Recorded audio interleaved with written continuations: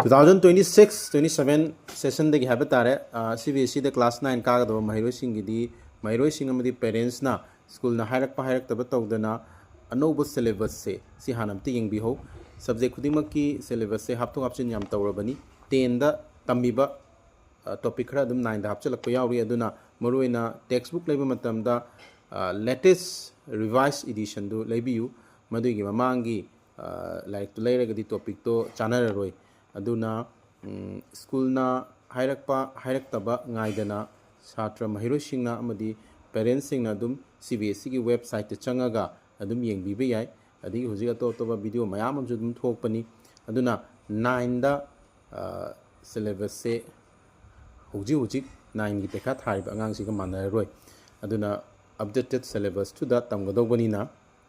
madu yengbi ho takadabo oja singidi dum maruina modi khangda yadrabani adubu mairoi singna school na hairakpa oja na hairakpa ngaidana adum updated ohunaba adum CBSE gi website te changaga yengthok piyu shini